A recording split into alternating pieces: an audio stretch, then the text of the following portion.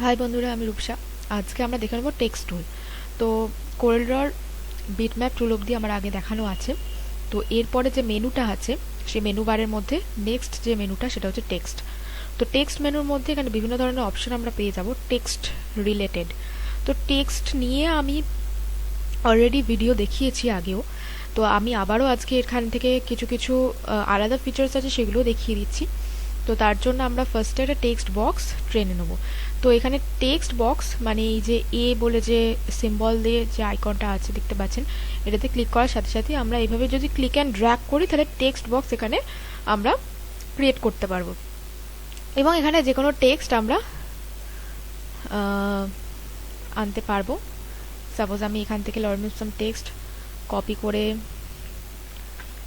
এখানে আনছি।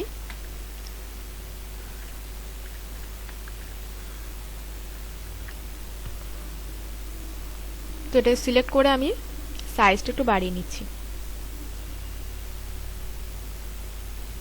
ওকে, তো এখানে আমি কি কি করতে পারি।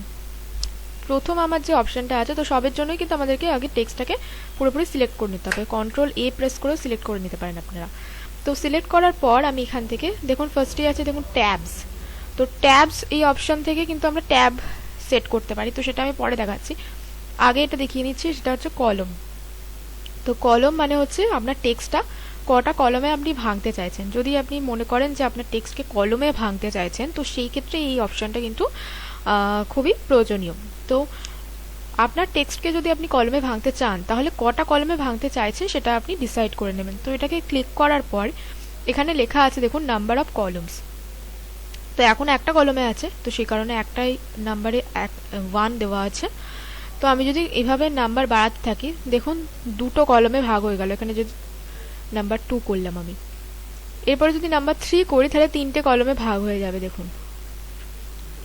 এরপরে নাম্বার 4 করলাম, তো 4টে কলমে ভাগ হয়ে গেল। এইভাবে যত আমি বাড়াতে থাকবো তত কিন্তু কলমে ভাগ হতে থাকবে আমার এই টেক্সটটা। ওকে, তো এইভাবে আমরা কলম ওয়াইজ আমাদের লেখাটাকে ভেঙে নিতে পারি। ওকে, তো এটাকে আমি আবারও সিলেক্ট করে নিচ্ছি। এরপরে যে অপশন আছে সেটা হচ্ছে বুলেট। তো বুলেট এই অপশনটা অন করার সাথে সাথে এখানে বুলেট পয়েন্ট আপনারা দিতে পারবেন। ইউজ বুলেটসে যদি আমি চেকমার্ক অন করি তো এখানে বুলেট পয়েন্ট দিতে পারবেন। এখানে সিম্বলের মধ্যে বিভিন্ন ধরনের সিম্বল আছে, আপনি কিরকম ধরনের বুলেট পয়েন্ট ইউজ করতে চাইছেন। তো এখানে দেখুন অনেক ধরনের বুলেট পয়েন্ট পেয়ে যাবেন। ওকে, দেখুন এখানে বিভিন্ন ধরনের বুলেট পয়েন্টস কিন্তু আমরা দেখতে পাচ্ছি। তো তার মধ্যে আমি এটা ধরুন সিলেক্ট করছি। সাইজটা চাইলে আপনারা মানে যে বুলেট থেকে লেখার যে ডিস্টেন্সটা সেটা বাড়াতে পারেন, এইভাবে অ্যাডজাস্ট করতে পারেন, আবার এটা কমাতেও পারেন এভাবে।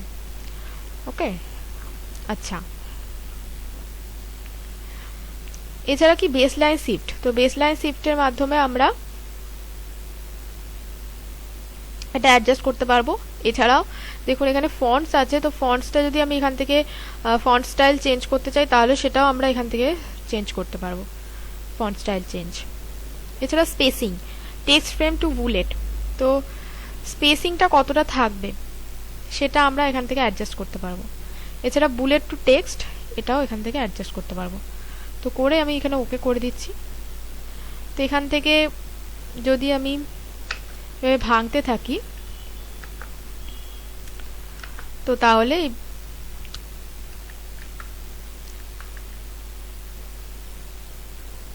এখানে দেখুন, এক সেকেন্ড,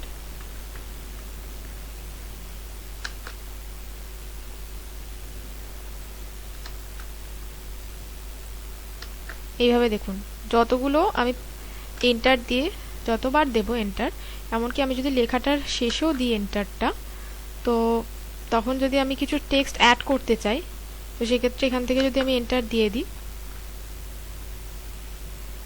তো সেটাও কিন্তু এখানে হবে। ওকে, তো এইভাবে আমরা বুলেট ইউজ করতে পারি।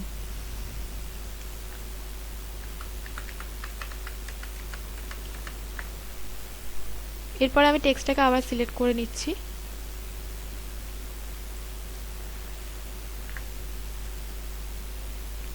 নেক্সট হচ্ছে ড্রপ ক্যাপ, অর্থাৎ আপনার যে টেক্সট যেটা আছে সেই টেক্সটটা যদি প্যারাগ্রাফ ওয়াইজ থাকে তাহলে প্রতিটা প্যারাগ্রাফের ফার্স্ট যে অ্যালফাবেটটা সেটা অনেকটা বড় আকারের হয়ে যাবে। তো সেটা যদি আমি ক্লিক করি, ইউজ ড্রপ ক্যাপ যদি আমি করি, তাহলে ঠিক জিনিসটা এইরকম ধরনের হবে। এরপরে কি কি দিচ্ছে দেখুন, এখানে অ্যাপিয়ারেন্সের মধ্যে আছে নাম্বার অফ লাইনস ড্রপড, মানে কতগুলো লাইন নিয়ে আপনার এই ফার্স্ট অ্যালফাবেটটা থাকবে। এখানে 3টে লাইন বাই ডিফল্ট দেওয়া আছে, তাই এখানে 3টে লাইন নিয়ে আছে। যদি আমি এখানে বাড়াতে থাকি তাহলে এভাবে 4টে 5টা, এভাবে যত খুশি যত বাড়াবো তত এরকম জিনিসটা বাড়তে থাকবে, ততগুলো লাইন নিয়ে ফার্স্ট অ্যালফাবেটটা থাকবে। এবং চাইলে আমরা কমিয়েও দিতে পারি, 2-এর বেশি কমাতে পারবো না। ওকে, এছাড়া কি স্পেস আফটার ড্রপ ক্যাপ, তো কতটা স্পেস থাকবে ড্রপ ক্যাপের পরে সেটা আমি এখান থেকে সিলেক্ট মানে অ্যাডজাস্ট করতে পারবো। ওকে, তো এটাই ছিল ড্রপ ক্যাপ। নেক্সট অপশন কি আছে, এডিট টেক্সট। এডিট টেক্সটের মধ্যে আমরা পুরো টেক্সটটাকে এডিট করতে পারি, এখান থেকে যে কোনো ওয়ার্ড আমরা চাইলে ডিলিট করতে পারি, যে কোনো ওয়ার্ড চাইলে আমরা পুরোপুরি এডিট করে অন্য কিছু লিখে দিতে পারি। ওকে, এছাড়াও কোনো পার্টিকুলার কিছু যদি আমি বোল্ড করতে চাই তো সেটা আমি বোল্ড করতে পারি এভাবে, ইটালিক সেট করলে ইটালিক করতে পারি, আন্ডারলাইন করতে পারি। ওকে, এছাড়াও যদি আমি ফন্ট যেটা আছে ফন্ট সাইজ সেটা যদি চেঞ্জ করতে চাই সেটাও চেঞ্জ করতে পারি। পুরোটা যদি একসাথে করতে চাই, পুরোটা একসাথেও এখান থেকে আমি করতে পারবো। এখানে হোল যে টেক্সটটা আছে সেটা পুরোটা একসাথে যদি আমি এখান থেকে সাপোজ আমি ফন্ট স্টাইল যদি চেঞ্জ করি তো এইভাবে ফন্ট স্টাইল চেঞ্জ করতে পারবো, ঠিক সেরকমভাবে ফন্ট সাইজও চেঞ্জ করতে পারবো। ওকে, অ্যালাইনমেন্ট, বুলেট, সমস্ত কিছু কিন্তু আমরা এখান থেকে করতে পারবো, অর্থাৎ এডিট করতে পারবো কোনো টেক্সটের মধ্যে, যেটা আমি এখান থেকেও করতে পারি। এখানেও আমার ওপরে যে টেক্সট বারটা আছে সেখান থেকে অবশ্যই করা যেতে পারে। এছাড়াও এই মেনুর মধ্যে ঢুকেও আমরা এই জিনিসগুলো কিন্তু করতে পারবো।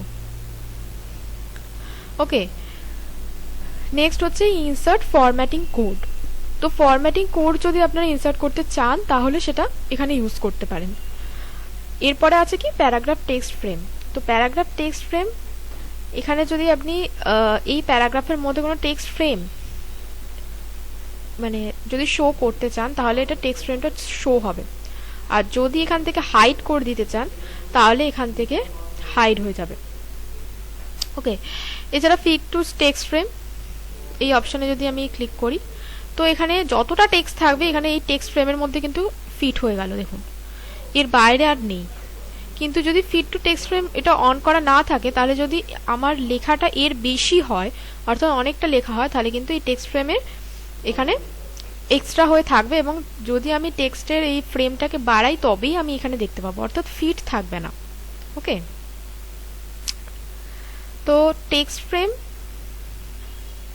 এই অপশনটা হচ্ছে এটাই, যে যদি আমি কোনো পুরো টেক্সটটাকে ফ্রেমের মধ্যে ফিট করে দিতে চাই তাহলে কিন্তু অবশ্যই আমাদেরকে এই অপশনটা অন রাখতে হবে, ফিট টু টেক্সট ফ্রেম। এরপরে কি আছে, straighten text, align to baseline grid.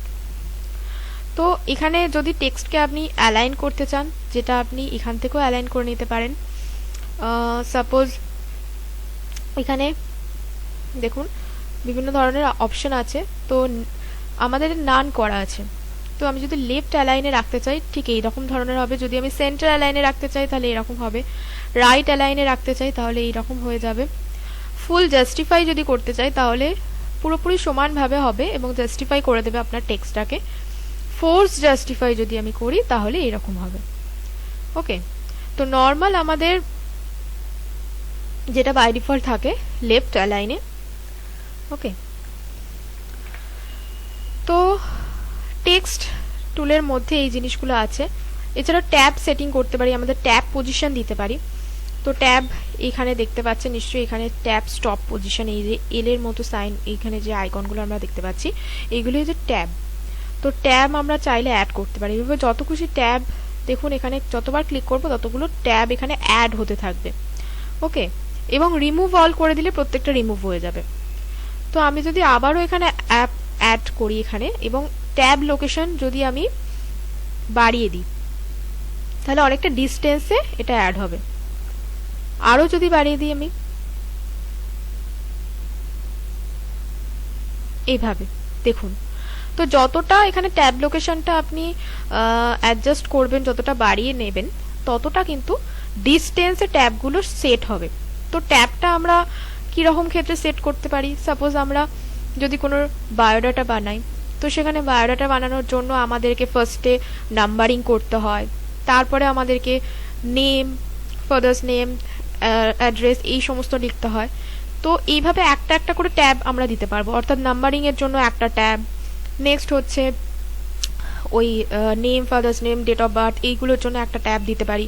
তারপরে কোলন থাকে, তার জন্য আমি একটা ট্যাব সেট করতে পারি।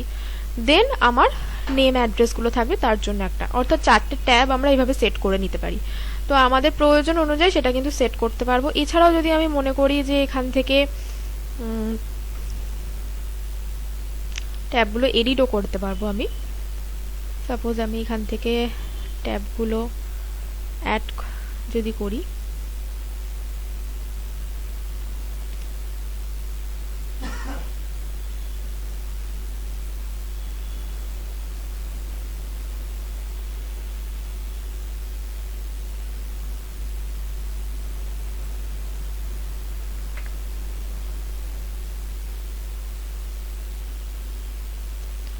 এভাবে আমি সরিয়ে জাস্ট ক্লিক অ্যান্ড ড্র্যাগ করে এডিট করতে পারবো। ওকে, রিমুভ করে দিতে পারবো এইভাবে, ক্লিক অ্যান্ড ড্র্যাগ করে জাস্ট আমি রিমুভ করতে পারি, অ্যাড করতে পারি। এভাবে জাস্ট ক্লিক করবো এই রুলার বারের ওপর, তাহলে ট্যাব অ্যাড হয়ে যাবে। তো এই জিনিসগুলো কিন্তু আমরা করতে পারি। তো টেক্সট টুলের ফাংশন এইরকমই। ওকে, এছাড়া চেঞ্জ কেস অর্থাৎ আপনার যে পুরো টেক্সটটা আছে সেটা কোন, মানে আপার কেসে আছে না লোয়ার কেসে আছে না সেন্টেন্স কেসে আছে, এটা পুরোটাই যেমন সেন্টেন্স কেসে আছে। তো আমি যদি চাই এটা থেকে আপার কেস করতে, ওকে করলাম, তো পুরোটা আপার কেসে হয়ে যাবে। এছাড়া যদি আমি মনে করি যে এখান থেকে আমি লোয়ার কেস করে দেবো, তো পুরোটা লোয়ার কেস হয়ে যাবে। এছাড়াও যদি মনে করি টগল কেস করে দেবো, তো টগল কেস এইরকম ধরনের হয়ে যাবে। ওকে, তো এই ধরনের জিনিসগুলো আমরা করতে পারি, অর্থাৎ চেঞ্জ কেস মানে এগুলো চেঞ্জ করতে পারি। ওকে, এছাড়া আমরা টেক্সটের কালার দিতে পারি, কিন্তু এভাবে সিলেক্ট করে টেক্সটের কালার দিতে পারি। দেখুন, তো এই জিনিসগুলো আমরা খুব সহজেই করতে পারবো। তাহলে টেক্সট মেনু, কোরেলড্র টেক্সট মেনু আজকে আমি দেখালাম। আশা করছি আপনারা সবাই বুঝতে পেরেছেন, এবং যদি কোনো অসুবিধা থাকে তাহলে কিন্তু অবশ্যই আমাকে কমেন্ট বক্সে লিখে জানাবেন। আর ভিডিওটা ভালো লেগে থাকলে অবশ্যই কিন্তু লাইক, কমেন্ট, শেয়ার করতে ভুলবেন না। Thank you.